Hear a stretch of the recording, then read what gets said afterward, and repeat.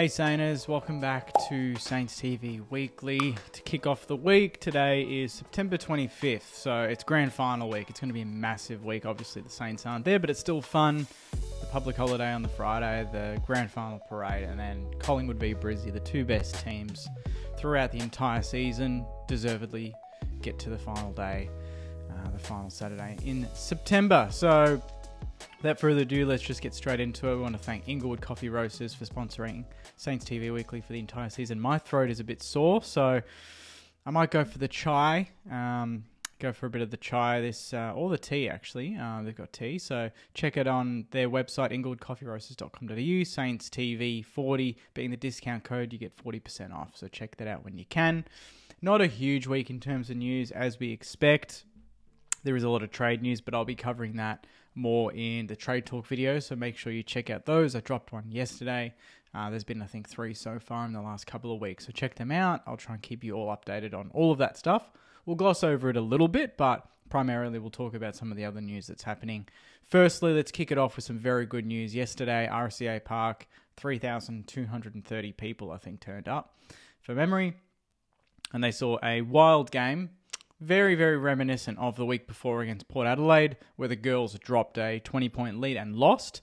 Yesterday, on the flip side, the girls finished the game on fire, kicked the last 5 goals of the game, and they ended up turning a maximum 25-point deficit into a 12-point win, 7-5-47 to 5-5-35. Unreal scenes at RSCA Park.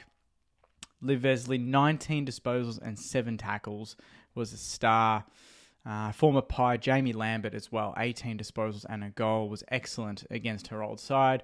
But it was just good to see the girls get a result. Obviously, we'd started the year, I think, with, the 3 straight losses. So this is to bring us back into that pack, going into a really important game next week, I think, against the Doggies, a bit of confidence there, but we just look like a different team in the last quarter. So full credit to Nikki Dell and the girls as well for lifting. The pressure was immense. I don't think Collingwood actually got an inside 50 at all in that last quarter. Didn't get anywhere near the goals. It was all St Kilda. And hopefully this really does breathe life into the rest of the season for the girls. It was really, really great to watch. I couldn't go, sore throat, but I watched it from home and was very, very impressed with what we did in the last quarter. And that shows we've got a lot of talent. So hopefully we'll see a bit more of that next week and in the weeks to come. But nothing better than beating Collingwood, in any capacity, especially at Moorabbin in front of a capacity crowd, with the Ferris wheel, the sun out. Excellent game from the girls, particularly the second half. So good on them. They now move to, I think, 1 win, 3 losses. And yeah, season's still alive for the girls, so great win there. Brownlow medals tonight. So that's another one, Brownlow medals tonight. And obviously we don't really have anyone that, I don't know if we'll have a Saint that finishes top 10. I mean, Jack Sinclair's probably number 1 for us to do that. I've got here with Zero Hanger. They've predicted that Jack Sinclair will finish as the top player for the Saints in the Brownlow.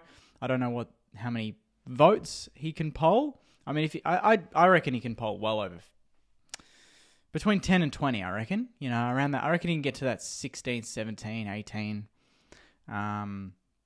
Brownlow vote mark, which would be exceptional for Sinks. He's had an outstanding year, All-Australian.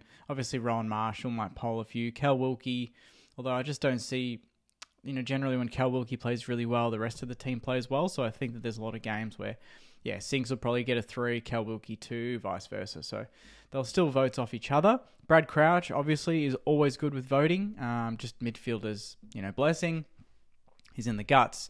The umpires see him more than anyone, so that's a big one. Machida Owens, I'd be very curious to see how many votes he polls. If he polls over 10 in his second season, that'd be unreal. So Jack Sinclair's probably the favourite there, but there'll be a few other Sainers there that hopefully will do well. And then obviously we've got the best and fairest next Monday night. Me, Marshy and Joycey will be there, which will be really, really exciting. And you'd imagine that Sinks, Cal Wilkie, Rowan Marshall, Brad Crouch, these sort of guys are going to be very, very present in the votes in the best and fairest next week. But Brownlow medal tonight, make sure you watch it. Now on to some other news that I saw. This has been quite low-key, but Tom Morris broke it, I think, a couple of days ago. A key football department change at St Kilda. Dr. Ben Robbins, the club's head of mental health and wellbeing, has resigned. Nothing official from Essendon yet, though they've shown interest in the highly regarded psychologist. Robbins worked with Brad Scott at North. So, nothing. I don't think the clubs came out and confirmed anything there, but very interesting timing, I suppose. Dr. Ben Robbins had done some good work in the mental health space for the club, so a bit sad to see that he's resigned. The club haven't put anything out officially, but Tom Morris is onto it. I'll keep an eye on that as well. Be curious to see who we get in that capacity as a replacement. You'd imagine we'd have someone lined up already. And lastly, we're flying through this, but lastly, some trade updates, I suppose. Not really updates, but the latest one I've looked at is Gold Coast looking to part ways with pick 4. And apparently the Bulldogs are looking at giving them pick 10 and pick 17, and that's apparently enough to then offer that trade, points-wise and everything. It does the job for the Suns. They're willing to offload pick 4. We've got pick 12. We could potentially have pick 12 and pick 13, depending on compensation for Gresham if he goes to the Bombers. Rumour is they're offering enough that we will probably get pick 13 compensation. That is better than what the Bulldogs can offer. Do we go pick 12, 13 for pick 4? Or do we need to save that 13 and use that for Liam Henry? Is Liam Henry going to be a first rounder? Do we need to give a pick 12 or 13 to get Liam Henry? I was hoping we might be able to navigate something in the early 20s or late teens, but we could potentially offer 12 and 13 for 4, which, based on what we need to do at the draft to get the talent in that we need, that's how you do it, but at what expense? We need to obviously keep an eye on what, Paddy Dow won't cost anything, and then obviously Liam Henry, what Fremantle will want to do there. So that's the biggest sort of news from this morning. That obviously goes with Gresham and Essendon. That's being linked. Dougal Howard wants to stick around. Whether we want him to or not is another question. So that's another thing I'll be keeping a close eye on.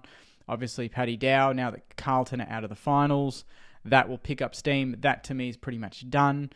James Jordan is not going to happen. And then, obviously, there's some rumours around Jack Steele being flagged around. But I quashed that. Squashed that in my latest trade talk video. I've spoken to a few people, tried to get get the feelers out there, and I don't think Jack Steele's going anywhere, so I don't think we need to worry about our captain being traded. I don't think we're in that position where we really need to be that aggressive. I think there's other avenues that we can get those picks that we need. So that's it from me, Sainers. That is Saints TV Weekly. If there's any other news that has dropped, put it in the comments. Let's create a discussion. We're all here to keep each other updated. I don't know all of it. There's plenty of you guys out there that will probably know some stuff that I don't. So put it in the comments. Let's keep it going community-wise. We've got the podcast tonight, and then next week we're at the Best and Fairest, so no podcast on the Monday night, potentially the Tuesday night, and then we'll wrap up the season there, and that'll be the podcast done. But there'll be plenty more content coming, a lot of trade talk, a lot of general analysis. The content never stops really on Saints TV, so I really appreciate your support, Sainers. Enjoy your week. Most importantly, please like, comment, and obviously subscribe to the channel, and check out all the other latest videos that have come out and the ones that are about to come out very, very soon. So enjoy your week, Sainers, and as always, go you mighty Sainers. See you guys.